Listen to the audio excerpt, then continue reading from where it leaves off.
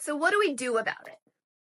The only way to get rid of the PCT is to replace it. This is the second step of getting a hold of our thoughts and to developing a relentless solution focus, is to replace the PCT. And here's the thing. This is the only way. We can't just tell ourselves not to think about things, to let go of that mistake we made, or not to think about how the numbers are looking that month, or that you need to hit a certain number of sales that month in order to hit your quota, or that the whole team is counting on you to make that free throw. And we've all tried it. We've probably tried it with ourselves and with our kids. We said, just don't think about it. Just let it go. But I want you to try this exercise. Right now, just don't think about a pink elephant. Whatever you do, don't think about a pink elephant. Now, what are you thinking about? You're thinking about a pink elephant, even though I told you not to. In fact, telling yourself not to think about it is like putting a highlighter on it and making it more likely that you'll think about it. And again, when it comes to our problems, this is a really bad thing because that which you focus on expands.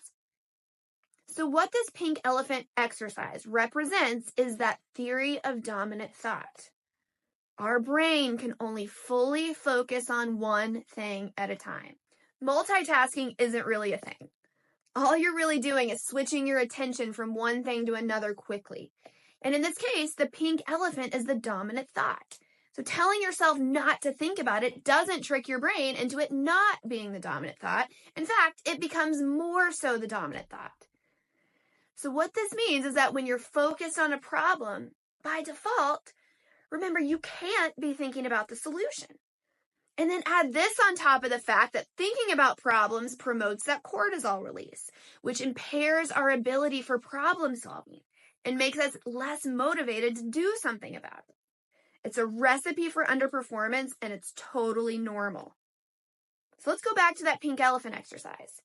Now I'm going to tell you to not think about a pink elephant. That pink elephant's going to come into your mind.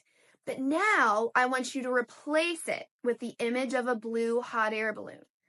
Remember, the only way to get rid of that pink elephant is to replace it with something else. Go ahead and close your eyes and try it. Don't think about a pink elephant. Now that pink elephant's going to pop up. That's okay. Just knock it out of there by thinking about a blue hot air balloon. That pink elephant's going to come back. It's okay. Just knock it out of there again by thinking about a blue hot air balloon. Just try to keep that blue hot air balloon in your mind.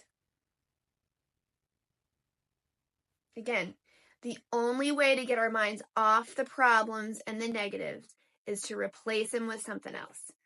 So if we have to replace it to get rid of the negative effects of focusing on it, let's just go ahead and replace it with the potential solution. I want you to think of your brain like a mental chalkboard. There's a problem side and there's a solution side. Now, the problem side is all filled in. We're really good about being experts over here. But while we're over here, our stress and anxiety are increasing, and our ability to do anything about the problem is decreasing. Now, the name of the game is to get from the problem side to the solution side within 60 seconds. Now, why 60 seconds? So 60 seconds is the cutoff we want you to use to determine whether you won that battle against PCT, simply because it gives you enough time to recognize that your mind is over here focused on a problem, while still allowing you to stay ahead of that cortisol release that cuts you off at the knees mentally, emotionally, and physically. If you allow yourselves longer than that 60 seconds to ruminate over here on a problem, your brain sends a signal to release that stress hormone into the bloodstream. It makes us feel like garbage. It significantly inhibits our ability to do anything about the problem. So how do we get from the problem side to the solution side? Your ticket from the problem side to the solution side of your mental chalkboard comes in the form of using something called the RSF tool within 60 seconds. The RSF tool comes in the form of a question. What is one thing I can do that could make this better? This is your ticket. What is one thing I can do that could make this better? There's this thing that happens in the brain. It's called instinctive elaboration. When we're asked a question, the entire brain lights up, and you can't help but focus on answering that question. So not only does it force you to focus on a potential solution by answering that question, you also actually become more motivated to act on that solution. Now, you recognize you're on the problem side of the board. You ask yourself, what's one thing I can do that could make this better? You come up with an answer. You land on that solution side for about 3 minutes. Then that PCT grabs you and you land back on the problem side. That's okay. You get another 60 seconds and you just ask and answer that question again. This is where the relentless part comes in. Remember, this is relentless solution focus, not solution focus. Mental toughness means going back and forth from that problem to the solution side within 60 seconds as many times as it takes. So a few guidelines. Number 1, you can't say, I don't know. This is the one way you can stop that instinctive elaboration and prevent your brain from coming up with potential solutions. You're going to want to say, I don't know. Of course you don't know. If you knew, it wouldn't be something you were ruminating on to begin with. But you have to force yourself to come up with something. The second guideline is called the +1 concept. Don't look for complete resolution. Look for that next 1 inch, the next one step forward. This +1 concept is so important to understand because of something called the entirety perspective. Now, when the human brain is first presented with a new situation or a problem, the normal way of sizing it up is to first view it in its entirety. Now, seeing the big picture first has its advantages to aspects of our survival and evolution, but unfortunately, when it comes to thinking about our problems, it oftentimes makes them seem insurmountable. It oftentimes leads to something called learned helplessness. When a person experiences failure, whether that be real or imagined, she loses hope and stops trying.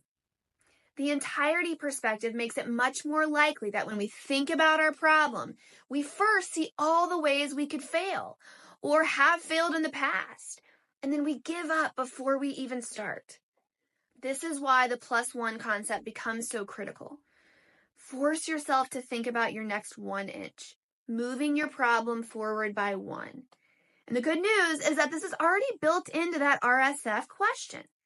What is one thing I could do that could help make this better? It's not what are all the things I need to do to completely resolve this situation. What is one thing? Okay, last guideline. There is always a solution. Always. You have to know and you have to believe that there's a solution, which starts in the way that we define solutions. I want you defining solutions by any improvement whatsoever to the current problem, even if it's an improvement to the way you deal with that problem. Now, you have a copy of the mental chalkboard in your handout from this week.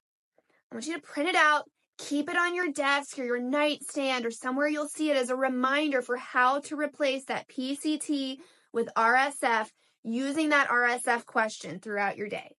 You can even write on your mental chalkboard to help you work through your problems onto potential solutions. But stay relentless about getting from the problem to the solution side of your mental chalkboard within 60 seconds this week.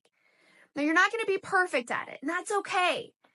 We want progress, not perfection.